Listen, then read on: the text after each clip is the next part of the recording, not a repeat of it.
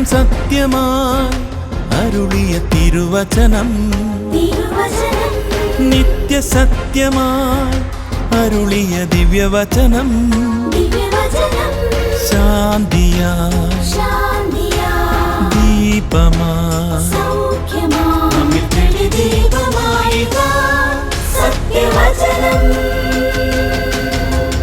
വിടുതലായി രക്ഷയായി സത്യവചനം സത്യം സത്യമാ സത്യം സത്യമാ സത്യം സത്യമാ സത്യം സത്യമാ.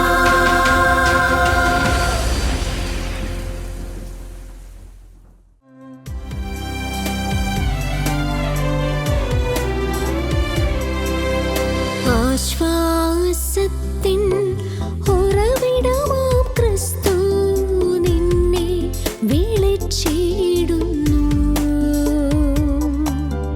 നിന്നെ വിളിച്ചിടുന്നു.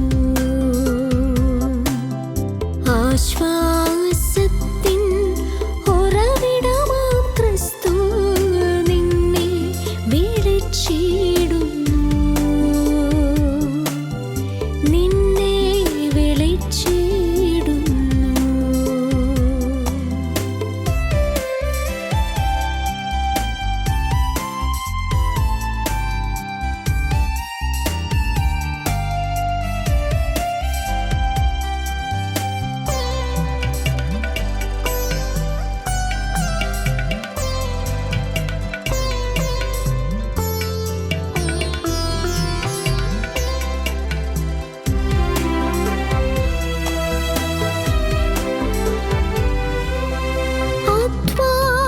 അധ്വാനഭാരത്താൽ വലയുന്നോരേ, ആശ്വാസമില്ലാതലയുന്നോരേ, അധ്വാനഭാരത്താൽ വലയുന്നോരേ, ആശ്വാസമില്ലാതലയുന്നോരേ, ആണിപ്പാടുള്ളവൻ കരങ്ങൾ നീട്ടി നിന്നെ വിളിച്ചിടുന്നു, ആണിപ്പാടുള്ളവൻ കരങ്ങൾ നീട്ടി നിന്നെ വിളിച്ചിടുന്നു. ആശ്വാസത്തിൻ ഉറവിടമാം ക്രിസ്തു നിന്നെ വിളിച്ചിടുന്നു, നിന്നെ വിളിച്ചിടുന്നു. സത്യം സത്യമായി എന്ന ദൈവവചന സന്ദേശത്തിലേക്ക് ഏവർക്കും സ്വാഗതം. സത്യം സത്യമാ കർത്താവായ യേശുക്രിസ്തുവിൻ്റെ നാമത്തിൽ എല്ലാ പ്രിയ പ്രേക്ഷകർക്കും സ്നേഹവന്ദനം അറിയിക്കുന്നു. വീണ്ടും ഒരിക്കൽ കൂടെ ദൈവവചനത്തിൽ നിന്ന് നിങ്ങളുമായി സംസാരിക്കുവാൻ എനിക്ക് ലഭിച്ച ഈ വിലയേറിയ ഭാഗ്യത്തെ ഓർത്ത് ഞാൻ ദൈവത്തിന് 1000 നന്ദി രേഖപ്പെടുത്തുകയാണ്. മനുഷ്യന്മാരുടെ ജീവിതത്തെക്കുറിച്ച് പൊതുവിൽ നമുക്കറിയാം, പ്രശ്നങ്ങൾ നിറഞ്ഞ ജീവിതമാണ്. പ്രശ്നപരിഹാരത്തിന് വേണ്ടി നെട്ടോട്ടമോടുന്ന മനുഷ്യ സമൂഹമാണ് നമ്മുടെ ചുറ്റുമുള്ളത്. നമ്മുടെ കൂടെ വർക്ക് ചെയ്യുന്ന വർക്കേഴ്സിൻ്റെ അടുത്ത് ചോദിച്ചാലും ഒത്തിരി പ്രശ്നങ്ങളാണ്. പല നിലകളിലുണ്ട് പ്രശ്നങ്ങൾ. സമൂഹത്തിൽ ഒത്തിരി പ്രശ്നങ്ങളുണ്ട്. അപ്പോൾ നമ്മുടെ മുമ്പിൽ ഉയരുന്ന ഏറ്റവും വലിയൊരു ചോദ്യമുണ്ട്, ഇതിൻ്റെയൊക്കെ പരിഹാരം എന്താണ്? അല്ലെങ്കിൽ യഥാർത്ഥ പ്രശ്നത്തിൻ്റെ പരിഹാരം എന്താണ്? ഞാൻ ബൈബിളിൽ നിന്ന് ഒരു സംഭവത്തിലൂടെ ഒരു പ്രശ്നത്തെ അഭിമുഖീകരിക്കുമ്പോൾ നമ്മൾ അഭിമുഖീകരിക്കുമ്പോൾ മനുഷ്യർ കണ്ടെത്തുന്ന വഴികളുണ്ട്, യഥാർത്ഥ പരിഹാരമുള്ള വഴികളുമുണ്ട്. ഞാൻ ഇന്ന് നിങ്ങളോട് പറയാനായിട്ട് ആഗ്രഹിക്കുന്നത് എന്താണ് യഥാർത്ഥ പരിഹാരം എന്ന് പറയുന്ന വിഷയമാണ്. അതിൽ മനുഷ്യൻ കണ്ടെത്തുന്ന ചില വഴികളെക്കുറിച്ച് ഞാൻ ആദ്യം പറയാം. അതിനുശേഷം യഥാർത്ഥ പരിഹാരം എന്താണെന്നുള്ളത് ഞാൻ പറയാനായിട്ട് ആഗ്രഹിക്കുകയാണ് ചെയ്യുന്നത്. ഒരുപക്ഷെ ഈ പറയുന്ന സംഭവം നിങ്ങളും കേട്ട് കാണാനുള്ള സാധ്യത വളരെ ഉണ്ട്. നമ്മൾ തമാശയ്ക്കാണെങ്കിലും പറയാറുള്ള ഒരു കഥയിൽ നിന്ന് തന്നെയാണ് ഞാൻ ഇത് പറയാനായിട്ട് ആഗ്രഹിക്കുന്നത്. നമുക്ക് യോഹന്നാൻ എഴുതിയ സുവിശേഷം 6-ാമത്തെ അധ്യായം അതിലെ 1 മുതൽ 14 വരെയുള്ള വാക്യങ്ങൾ നമുക്ക് വായിച്ച് ഈ പഠനം നമുക്ക് ആരംഭിക്കാം. അനന്തരം യേശു തിബരിയാസ് എന്ന ഗലീല കടലിൻ്റെ അക്കരയ്ക്ക് പോയി.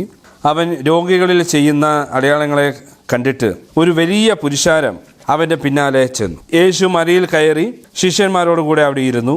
യഹൂദന്മാരുടെ പെസഹ പെരുന്നാൾ അടുത്തിരുന്നു. യേശു വലിയൊരു പുരുഷാരം തൻ്റെ അടുക്കൽ വരുന്നത് കണ്ടിട്ട് ഫിലിപ്പോസിനോട്, ഇവർക്ക് തിന്നുവാൻ നാം എവിടെ നിന്ന് അപ്പം വാങ്ങും എന്ന് ചോദിച്ചു. ഇത് അവനെ പരീക്ഷിപ്പാൻ അത്രേ ചോദിച്ചത്. താൻ എന്തു ചെയ്യുവാൻ പോകുന്നു എന്ന് താൻ അറിഞ്ഞിരുന്നു. ഫിലിപ്പോസ് അവനോട്, ഓരോരുത്തരും അല്പം അല്പം ലഭിക്കേണ്ടതിന് 200 പണത്തിന് അല്പം മതിയാകുകയില്ല എന്ന് ഉത്തരം പറഞ്ഞു. ശിഷ്യന്മാരിൽ ഒരുത്തനായ ശീമോൻ പത്രോസിന്റെ സഹോദരനായ അന്ത്രയോസ് അവനോട്, ഇവിടെ ഒരു ബാലകനുണ്ട്. അവൻ്റെ അടുക്കൽ 5 യവത്തപ്പവും 2 മീനുമുണ്ട്. എങ്കിലും ഇത്ര പേർക്ക് അത് എന്തുള്ളൂ എന്ന് പറഞ്ഞു. ആളുകളെ ഇരുത്തുവിൻ എന്ന് യേശു പറഞ്ഞു.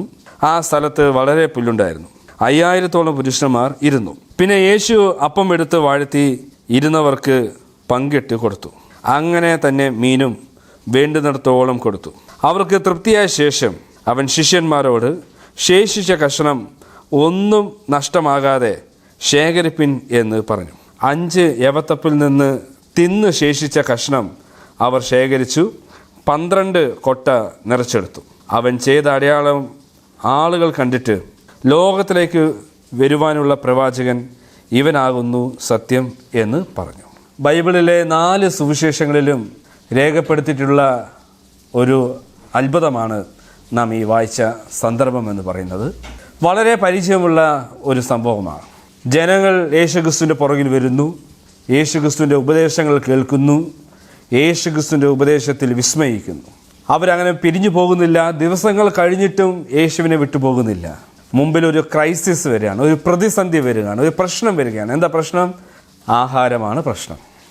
അപ്പോൾ യേശു പറഞ്ഞു, നിങ്ങൾ തന്നെ അവർക്ക് ഭക്ഷിപ്പാൻ കൊടുപ്പിൻ, കാരണം അവരെൻ്റെ പുറകിൽ വന്നവരാണ്, നാം അവർക്ക് ഭക്ഷണം കൊടുക്കണമെന്ന് പറഞ്ഞു. അപ്പോൾ ശിഷ്യന്മാർക്ക് എല്ലാവർക്കും ഭയങ്കര കൺഫ്യൂസായി, ഭയങ്കര ആശങ്കയായി. കാരണം ഇത്രയും പേർക്ക് ഭക്ഷണം എവിടെ നിന്ന്? അവസാനം അവർ കുറേ വഴികൾ കണ്ടെത്താനായിട്ട് ശ്രമിക്കുന്നു.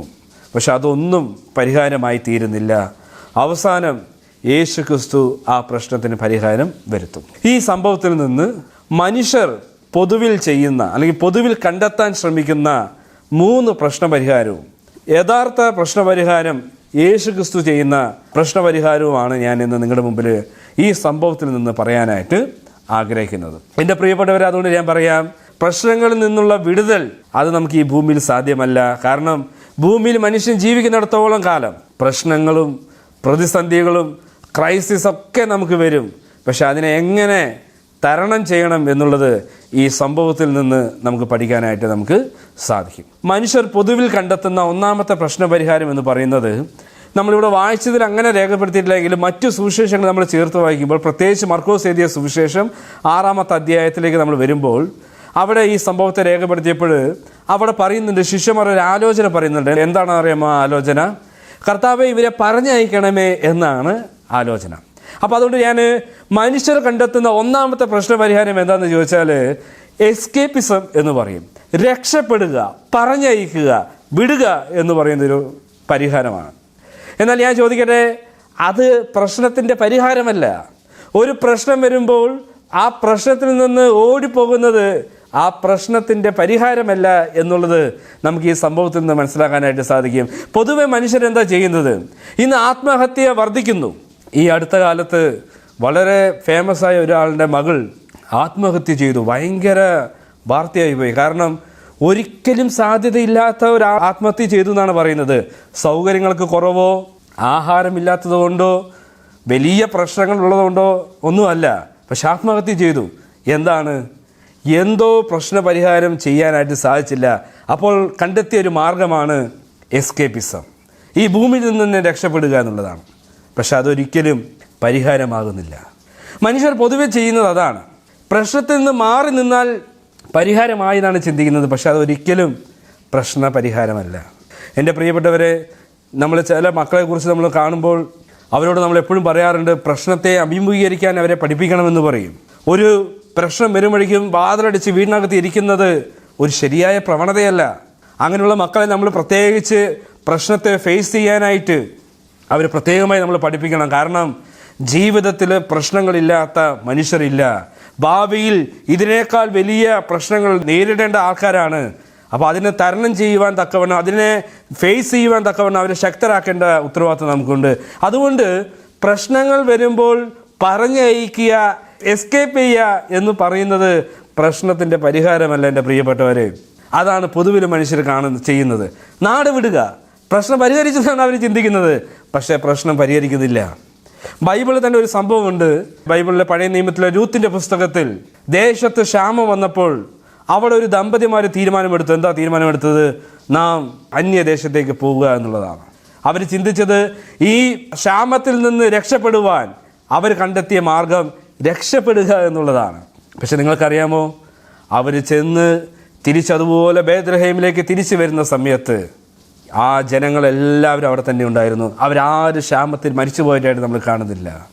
രക്ഷപ്പെട്ടു പോയവരോ ഒത്തിരി നഷ്ടങ്ങളുമായിട്ടാണ് അവർ തിരിച്ചു വരുന്നത്. അപ്പം അതുകൊണ്ട് പ്രശ്നങ്ങളുടെ മധ്യത്തിൽ ഓടി ഒളിക്കുക എന്ന് പറയുന്നത് പ്രശ്നത്തിൻ്റെ പരിഹാരമല്ല എന്നാണ് ആദ്യമേ നമുക്ക് ഈ സംഭവത്തിൽ നിന്ന് പഠിക്കാനായിട്ട് സാധിക്കുന്നത്. ശിഷ്യന്മാർ പറഞ്ഞു, എൻ്റെ പൊന്നേ, ഇത്രയും ജനങ്ങൾ നമുക്കൊരിക്കലും സാധിക്കില്ല, എത്രയും വേഗം അവർ പറഞ്ഞു വിടുക, അതല്ലാതെ ഇതിനൊരു പ്രശ്നപരിഹാരമില്ല എന്നാണ് പറഞ്ഞത്. പക്ഷേ യേശുക്രിസ്തു സമ്മതിച്ചില്ല. അതാണ് പൊതുവിലും മനുഷ്യർ കണ്ടെത്തുന്നതായ ഒരു കാര്യം. രണ്ടാമത്തെ കാര്യം, പ്രശ്നപരിഹാരത്തിന് വേണ്ടി മനുഷ്യർ കണ്ടെത്തുന്ന രണ്ടാമത്തെ വസ്തുത എന്താണെന്ന് ചോദിച്ചാൽ പണം സ്വരൂപിക്കുക എന്നതാണ്. Raise enough for money. പണത്തെ എങ്ങനെയെങ്കിലും സ്വരൂപിക്കുക. അനേകർ ചിന്തിക്കുന്ന കാര്യം എന്താണെന്നറിയാമോ? പണം കിട്ടിയാൽ എല്ലാ പ്രശ്നത്തിനും പരിഹാരമായി എന്നാണ്. പക്ഷെ അതൊരു മൂഢ ചിന്തയാണെന്ന് ഞാൻ പറയട്ടെ. പണത്തിന് എല്ലാ പ്രശ്നത്തെയും പരിഹരിക്കാനായിട്ട് സാധിക്കുകയില്ല. പണം ഒരു മനുഷ്യൻ്റെ ജീവിതത്തിൻ്റെ ഏത് പ്രശ്നത്തെയും പരിഹരിക്കുമെന്ന് പറയുന്നത് അത് തെറ്റായിരിക്കുന്ന ഒരു ചിന്തയാണ്. ഇവിടെയും ശിഷ്യന്മാരുടെ അടുത്ത് കർത്താവ് പറഞ്ഞു, നിങ്ങൾ അവർക്ക് ഭക്ഷണം കൊടുക്കുക എന്ന് പറഞ്ഞു. അപ്പോൾ പറഞ്ഞു, എങ്ങനെയെങ്കിലും നമുക്ക് പണം സ്വരൂപിക്കാമെന്ന് പറഞ്ഞു. പക്ഷെ പണം സ്വരൂപിച്ചിട്ടും പണം മതിയാകുന്നില്ല എന്നാണ് പറയുന്നത്. എൻ്റെ പ്രിയപ്പെട്ടവരെ, പണം കൊണ്ട് നേടാൻ സാധിക്കാത്ത ജീവിതമാണ് മനുഷ്യ ജീവിതം. നമ്മൾ പൊതുവിലിങ്ങനെ പറയാറില്ലേ, പണം കൊടുത്ത് മെത്ത മേടിക്കാം, പക്ഷെ പണം കൊടുത്ത് ഉറക്കം മേടിക്കാൻ സാധിക്കില്ല എന്ന് പറയും. കാരണം മനുഷ്യൻ്റെ ജീവിതം എന്ന് പറയുന്നത് പണം കൊണ്ട് തൃപ്തരാകുന്ന, പണം കൊണ്ട് തൃപ്തിപ്പെടും എന്ന് പറയുന്നൊരു ജീവിതം അല്ല. പണം പ്രശ്നത്തിന് പരിഹാരമേ അല്ല എന്നുള്ളതാണ്. നമുക്കറിയാം, ഒരു കറൻസി ചേഞ്ച് ആകുമ്പോൾ തന്നെ മനുഷ്യൻ്റെ നെട്ടോട്ടം അതൊരു പ്രശ്നപരിഹാരമല്ല എന്നുള്ള വസ്തുത ഞാൻ നിങ്ങൾ ഒരിക്കലും മറന്നു പോകരുത്. മൂന്നാമത് മനുഷ്യർ കണ്ടെത്തുന്ന ഒരു പരിഹാരം എന്ന് പറയുന്നത് നിഷേധാത്മക ചിന്താഗതി എന്ന് പറയും, നെഗറ്റീവ് തിങ്കിങ്. ആ സംഭവത്തെ വളരെ നിഷേധാത്മകമായി ചിന്തിക്കുക എന്ന് പറയും. എന്ന് വെച്ചാൽ ഇവിടെ പറയാണ്, പണം നമ്മൾ സ്വരൂപിച്ചാലും മതിയാകുകയില്ല. എന്ന് വെച്ചാൽ ഇവർക്ക് ആഹാരം കൊടുക്കുക എന്ന് പറയുന്നത് ഒരിക്കലും സാധ്യമല്ല എന്നാണ് ശിഷ്യന്മാർ പറഞ്ഞത്.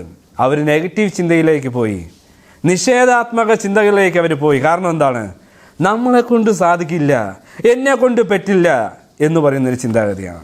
എൻ്റെ പ്രിയപ്പെട്ടവരെ, നമ്മളും പലപ്പോഴും അങ്ങനെയല്ലേ?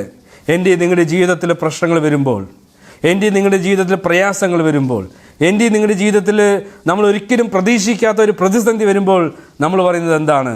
എന്നെ കൊണ്ട് സാധിക്കില്ല, ഓ ഞാനിതോടുകൂടെ തീർന്നു, എൻ്റെ ജീവിതം കഴിഞ്ഞു, ഇനി ഞാൻ എന്തിന് ജീവിക്കുന്നു, എൻ്റെ ജീവിതം കൊണ്ട് ആർക്ക് പ്രയോജനം എന്നൊക്കെയല്ല നമ്മൾ ചിന്തിക്കാറുള്ളത്. അങ്ങനെയെങ്കിൽ അതൊരു തെറ്റായ പരിഹാര മാർഗമാണ്.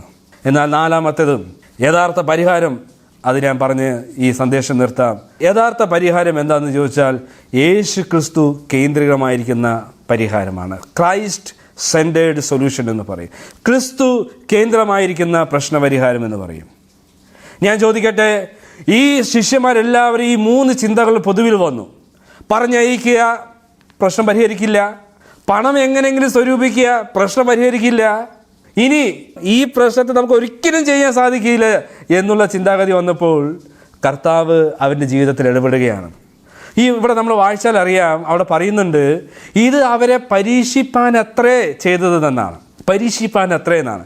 എന്ന് വെച്ചാൽ മനുഷ്യൻ്റെ ജീവിതത്തെക്കുറിച്ച് ദൈവത്തിന് വളരെ നിശ്ചയമുണ്ട്. എന്നെക്കുറിച്ച്, നിങ്ങളെക്കുറിച്ച്, ഈ വചനം ശ്രദ്ധിക്കുന്ന ഞങ്ങളുടെ പ്രേക്ഷകരെ സംബന്ധിച്ച് ഞാൻ പറയാം, നിങ്ങളെക്കുറിച്ച് ദൈവത്തിനൊരു ഉദ്ദേശമുണ്ട്. നിങ്ങളുടെ ജീവിതത്തിൽ വരുന്ന പ്രതിസന്ധികൾ, നിങ്ങളുടെ ജീവിതത്തിൽ വരുന്ന പ്രശ്നങ്ങൾ ദൈവം അറിയാതെയല്ല സംഭവിക്കുന്നത്. നിങ്ങളുടെ ജീവിതത്തിൽ നിങ്ങൾ ഒരിക്കലും ചിന്തിക്കാത്തതായ വേദനകൾ വരുമ്പോൾ ഈ വേദന ആരും അറിയുന്നില്ല എന്ന് നിങ്ങൾ ചിന്തിക്കരുത്. കാരണം ഇതെല്ലാം അറിയുന്ന ഒരു ക്രിസ്തു ഉണ്ട്. നിങ്ങളെ മുഴുവനായി അറിയുന്ന, നിങ്ങളെ മുഴുവനായി മനസ്സിലാക്കുന്ന, നിങ്ങളുടെ പ്രശ്നത്തെ ഏറ്റവും നന്നായി അറിയുന്ന, നിങ്ങളുടെ പ്രശ്നങ്ങളിൽ നന്നായി ഇടപഴകുവാൻ കഴിയുന്ന ഒരു യേശു ക്രിസ്തു ഉണ്ട് എന്നുള്ള വസ്തുത ഞാൻ നിങ്ങൾ മറന്നു പോകരുത്. ഇവിടെ കർത്താവ് ചോദിച്ചു, നിങ്ങളുടെ പക്കൽ എന്താണ് ഉള്ളത് എന്നാണ്. യേശു ക്രിസ്തു പ്രശ്നത്തിൻ്റെ പരിഹാരം എങ്ങനെയാണ് ചെയ്യണമെന്ന് അറിയാമോ? നമ്മുടെ പ്രശ്നവുമായി യേശു ക്രിസ്തുവിൻ്റെ സന്നിധിയിലേക്ക് വരിക എന്നുള്ളതാണ്. എന്താ നിങ്ങളുടെ പ്രശ്നം?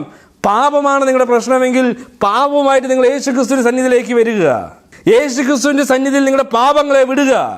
എൻ്റെ കർത്താവേ, ഈ പാപത്തിൻ്റെ പ്രശ്നവുമായി ഞാൻ എന്തോ ഒരു യാത്രകൾ ചെയ്തു, ഞാൻ എന്തോ ഒരു തീർത്ഥാടനങ്ങളാണ് നടത്തിയത്, പക്ഷെ എനിക്കൊരു പരിഹാരവും കിട്ടിയില്ല. കുറേ കാഴ്ചകൾ ഞാൻ അർപ്പിച്ചു, കുറേ ഭണ്ഡാരത്തിൽ ഞാൻ എൻ്റെ പണങ്ങളിട്ടു, പക്ഷെ എനിക്ക് ഇതുവരെ വിടുതൽ കിട്ടിയിട്ടില്ല. ഇനി ഈ ആത്മരക്ഷ എന്ന് പറയുന്നത് എന്നെ സംബന്ധിച്ച് ഒരിക്കലും സാധ്യമല്ല എന്ന് ഞാൻ ചിന്തിക്കുന്നു എന്ന് നിങ്ങൾ ചിന്തിക്കുന്നുവെങ്കിൽ യേശു ക്രിസ്തുവിന് പറയാനുള്ളത്, നിങ്ങളുടെ പ്രശ്നമായി യേശു ക്രിസ്തുവിൻ്റെ സന്നിധിയിലേക്ക് വരിക എന്നുള്ളതാണ്.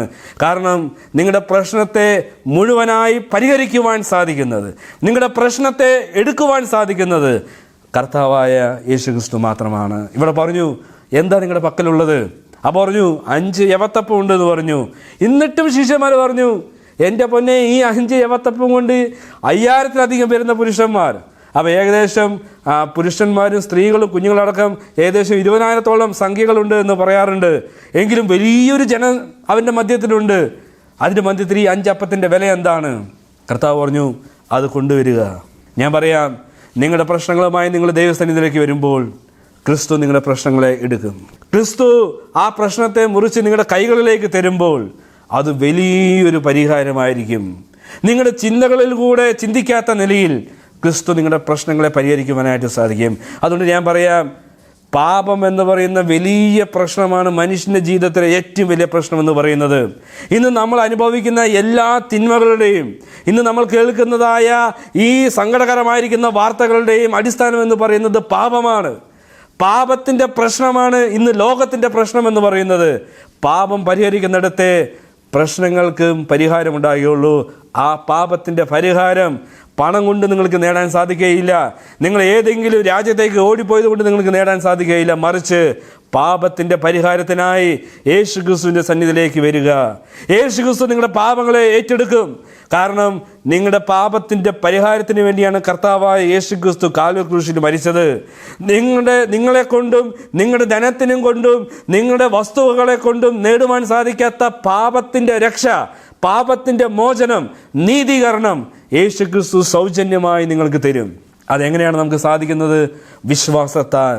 അതേ കർത്താവേ, ഞാൻ എൻ്റെ പാപത്തിൻ്റെ പ്രശ്നത്തിന് വേണ്ടി, എൻ്റെ ജീവിതത്തിലെ ഭയങ്കരമായിരിക്കുന്ന പ്രശ്നത്തിന് വേണ്ടി ഞാൻ ഒത്തിരി ഓടി കർത്താവേ, പക്ഷെ എനിക്ക് എവിടെയും പരിഹാരം കിട്ടിയില്ല. എന്നാൽ ഞാനിതാ നിൻ്റെ ക്രൂശിൻ്റെ അടുക്കിലേക്ക് വരുന്നു. അവിടെയാണ് പാപത്തിൻ്റെ മോചനമെന്ന് ഞാൻ അറിയുന്നു. അവിടെയാണ് എൻ്റെ ആത്മാവിൻ്റെ രക്ഷയുള്ളതെന്ന് ഞാൻ അറിയുന്നു. യേശുവേ, ഞാനൊരു പാപിയാണെന്നും എൻ്റെ പാപത്തിൻ്റെ പരിഹാരമാണ് അവിടുന്ന് കാൽവരി ക്രൂശിൽ വരുത്തിയത് എന്നും അവിടുന്ന് മരണത്തെ തോൽപ്പിച്ച് 3-ാം നാൾ ഉയർത്തെഴുന്നേറ്റെന്നും ഞാൻ വിശ്വസിക്കുന്നു. എന്നെ അവിടുത്തെ മകനാക്കി തീർക്കണമേ. അതിനെക്കുറിച്ച് ലേഖനത്തിൽ പൗലോസ് പറഞ്ഞു, ക്രിസ്തുവിൻ്റെ സ്നേഹത്തിൽ നിന്ന് നമ്മളെ പിന്തിരിപ്പിക്കുന്നത് യേശു ക്രിസ്തുവിനെ തന്നുവെങ്കിൽ അവനോടുകൂടെ സകലവും നമുക്ക് തരും എന്നാണ് നമുക്ക് തിരുവചനത്തിൽ നമുക്ക് കാണാനായിട്ട് സാധിക്കുന്നത്. അതുകൊണ്ട് എൻ്റെ പ്രിയപ്പെട്ടവരെ, ഈ വചനം ശ്രദ്ധിക്കുന്ന എൻ്റെ പ്രിയപ്പെട്ട സ്നേഹിതരെ, ഞാൻ നിങ്ങളോട് പറയട്ടെ, നിങ്ങളുടെ പ്രശ്നപരിഹാരം നിങ്ങൾ എന്താണ് ചെയ്യുന്നത്? നിങ്ങളുടെ ജീവിതത്തിൽ പ്രശ്നങ്ങൾ വരുമ്പോൾ നിങ്ങൾ എന്താണ് പരിഹാരത്തിന് വേണ്ടി കണ്ടെത്തുന്നത്? ഓടിപ്പോകുകയാണ് ചെയ്യുന്നത്. അതൊരു പരിഹാരമല്ല. പണം സ്വരൂപിക്കാനാണ് നിങ്ങൾ ശ്രമിക്കുന്നതെങ്കിൽ പണം കൊണ്ട് പ്രശ്നത്തെ ഒരിക്കലും പരിഹരിക്കാനായിട്ട് സാധിക്കുകയില്ല. ഞാൻ ചോദിക്കട്ടെ, ഇന്ന് പണം കൊടുത്ത് നിങ്ങളുടെ ജീവനെ രക്ഷിക്കാനായിട്ട് നിങ്ങൾക്ക് സാധിക്കുമോ? ഒരിക്കലും സാധിക്കുകയില്ല. കാരണം മനുഷ്യൻ്റെ ജീവൻ്റെ വില എന്ന് പറയുന്നത് കേവലം പണങ്ങൾ കൊണ്ട് മേടിക്കാൻ സാധിക്കുന്നതല്ല. നിങ്ങൾ നിഷേധാത്മക, നിങ്ങൾ പാപത്തിൻ്റെ പ്രശ്നത്തിന് പരിഹാരത്തിന് വേണ്ടി ഒത്തിരി നടന്ന ആളാണോ? നിങ്ങൾ ക്ഷീണിച്ചു പോയ ആളാണോ? ബൈബിളിൽ ഒരു കഥാപാത്രമുണ്ട്. 12 സംവത്സരമായി രക്തസ്രവമുള്ള ഒരു സഹോദരിയെക്കുറിച്ച് നമ്മൾ വായിക്കുന്നുണ്ട്. അവളുടെ അധ്വാനം മുഴുവനും ചെലവഴിച്ചു, വളരെ പണം ചെലവഴിച്ചു എന്നാണ് പറയുന്നത്. അനേക വൈദ്യരെ കണ്ടു എന്നാണ് പറയുന്നത്. പക്ഷെ തൻ്റെ പ്രശ്നത്തിന് പരിഹാരം കിട്ടിയില്ല. പക്ഷേ തൻ്റെ പ്രശ്നത്തിന് പരിഹാരം കിട്ടി. എവിടെയാണെന്നറിയാമോ? യേശു ക്രിസ്തുവിൻ്റെ അടുക്കൽ വന്നപ്പോൾ. യേശു ക്രിസ്തു പറഞ്ഞു, സ്ത്രീയെ, നിൻ്റെ വിശ്വാസം നിന്നെ രക്ഷിച്ചിരിക്കുന്നു എന്നാണ്. ഞാൻ പറയാം, വിശ്വാസത്തോടുകൂടെ നിങ്ങൾ യേശുവിൻ്റെ സന്നിധിയിലേക്ക് വരുന്നുവെങ്കിൽ നിങ്ങളുടെ പ്രശ്നങ്ങളെ ഏറ്റെടുക്കുവാൻ അവൻ തയ്യാറാണ്. എൻ്റെ കുഞ്ഞുമക്കളെ, എന്നെ കേൾക്കുന്ന യൗവനപ്രായത്തിലുള്ള എൻ്റെ സഹോദരി സഹോദരന്മാരെ, അനിയത്തിമാരെ, ഞാൻ നിങ്ങളോട് പറയട്ടെ, നിങ്ങളുടെ ജീവിതത്തിലെ പ്രശ്നങ്ങൾ കണ്ടിട്ട് നിങ്ങൾ ഓടിപ്പോകരുത്. നിങ്ങളുടെ ജീവിതത്തിലെ പ്രശ്നത്തിന് വേണ്ടി നിങ്ങൾ പണത്തിൻ്റെ പുറകിൽ പോകരുത്. പണം ഒരിക്കലും പരിഹാരമല്ല. നിങ്ങൾ നിഷേധാത്മക ചിന്താഗതിയിൽ വീണ് ലഹരിക്കും മറ്റു മയക്കുമരുന്നിനും അടിമപ്പെട്ട് നിങ്ങളുടെ ജീവിതത്തെ തൊലയ്ക്കരുത്. കാരണം നിങ്ങളുടെ പ്രശ്നങ്ങൾ ഏറ്റെടുക്കുവാൻ യേശു ക്രിസ്തു ഉണ്ട്. നിങ്ങളുടെ അടുക്കിലേക്ക് വരുന്ന, നിങ്ങളുടെ പ്രശ്നങ്ങളെ എടുക്കുന്ന, അത് വാഴ്ത്തി നിങ്ങളിലേക്ക് തിരികെ തരുമ്പോൾ പൂർണ്ണമായിരിക്കുന്ന പരിഹാരം കർത്താവായ യേശു ക്രിസ്തു നൽകുന്നു. അത് സൗജന്യമായി. അതുകൊണ്ട് ഞാൻ പറയാം, യേശു ക്രിസ്തു കേന്ദ്രമായിരിക്കുന്ന, യേശു ക്രിസ്തുവിൽ അടിസ്ഥാനമായിരിക്കുന്ന പ്രശ്നപരിഹാരമാണ് നമുക്ക് വേണ്ടത്. അതുകൊണ്ട് ഈ വചനം നിങ്ങളെ ഏറ്റവും അനുഗ്രഹമായി തീരട്ടെ എന്ന് ഞാൻ പ്രാർത്ഥിക്കുന്നു. കാരണം ആ പാപം എന്ന പ്രശ്നത്തിന് പരിഹാരം ലഭിച്ച ആളാണ് ഞാൻ.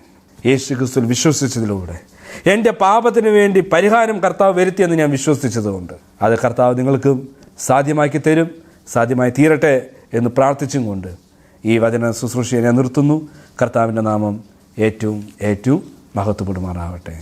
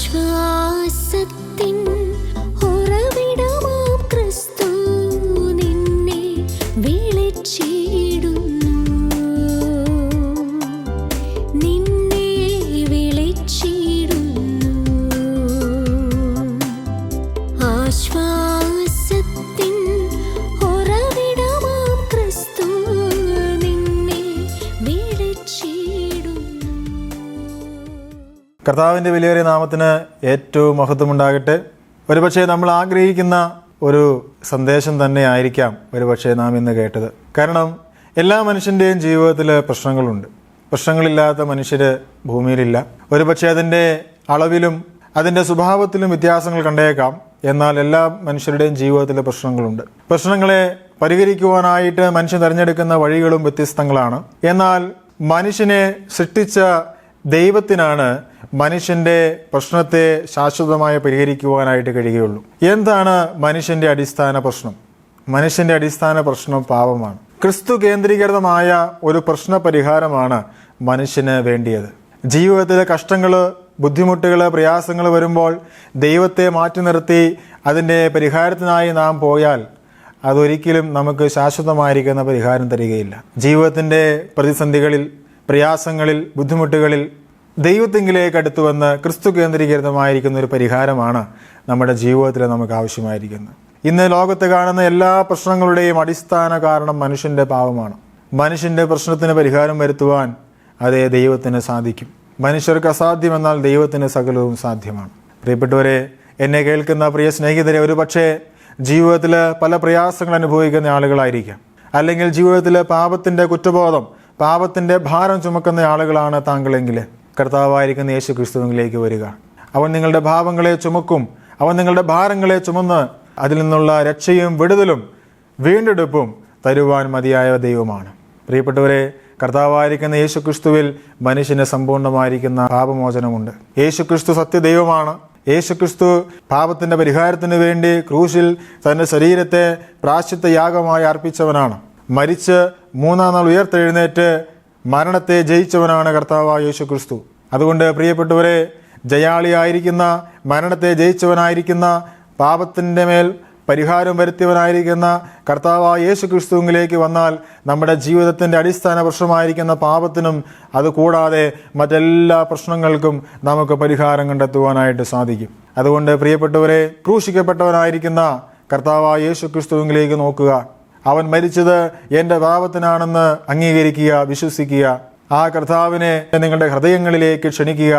അതേ പ്രിയപ്പെട്ടവരെ, അതുമാത്രമാണ് മനുഷ്യന് ഇന്ന് ചെയ്യുവാനായിട്ടുള്ളത്. അതുകൊണ്ട് കർത്താവിൽ വിശ്വസിച്ച് ദൈവമക്കളായി തീർന്ന് സന്തോഷത്തോടെ ജീവിക്കുവാൻ ദൈവം നിങ്ങളെ സഹായിക്കുമാറാകട്ടെ.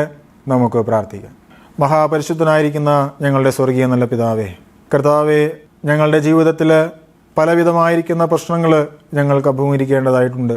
എന്നാൽ മനുഷ്യനെ സൃഷ്ടിച്ചതായിരിക്കുന്ന ദൈവത്തിൻ്റെ അടുക്കിലേക്ക് പ്രശ്നത്തിൻ്റെ പരിഹാരത്തിനായി കടന്നു വരുന്നതാണ് ഏറ്റവും ശാശ്വതമായിരിക്കുന്ന വഴി എന്ന് ഞങ്ങൾ ഓർക്കുന്നു.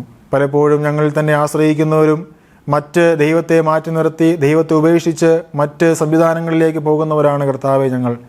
എന്നാൽ ക്രിസ്തു കേന്ദ്രീകൃതമായിരിക്കുന്ന പരിഹാരമാണ് മനുഷ്യന് ഏറ്റവും ആവശ്യമായിട്ടുള്ളത്. മനുഷ്യൻ്റെ അടിസ്ഥാന പ്രശ്നമായിരിക്കുന്ന പാപത്തിന് കർത്താവായിരിക്കുന്ന യേശു ക്രിസ്തുവിൽ സമ്പൂർണ്ണമായിരിക്കുന്ന പരിഹാരമുണ്ട് എന്നുള്ളതായിരിക്കുന്ന വലിയ സത്യം അതേ സുവിശേഷത്തിലുണ്ട്.